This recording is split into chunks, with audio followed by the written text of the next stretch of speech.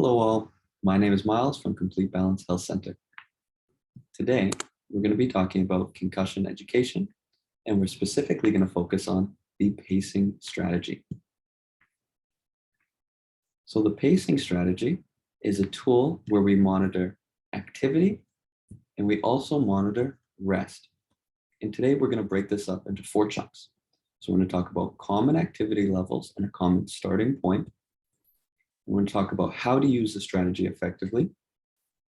We'll move on to some of the long-term goals during the treatment process. And finally, we'll talk about additional strategies to support you. So first, the common activity pattern. So what we see here in this graph is that intensity is on the left, time is on the right, and the purple line here is our activity pattern.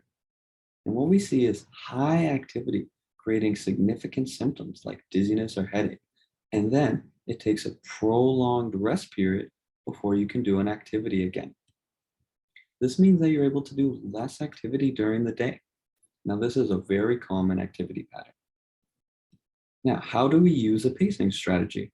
Well, it's really important that we have a timer, either our phone or a watch, and we monitor the activity as well as the rest.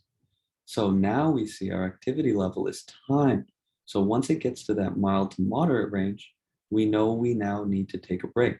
So we time this here, and then we also time how long of a rest it takes before we get back to 0 and minimal symptoms. And then we repeat this over the course of a day.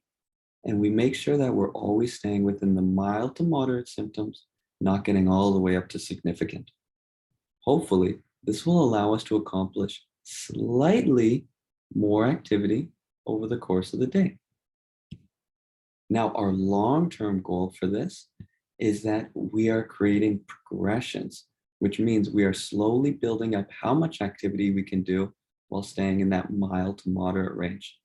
These progressions, of course, should be guided by a treatment provider. This allows for longer time in the activity, obviously more intensity of the activity, which means we're accomplishing more over the course of the day. Some additional things to mention are that we are starting off with shorter bouts of activity. After this injury, it's important to remember that we need to almost reset, start from fresh in order to make sure that your recovery is smooth.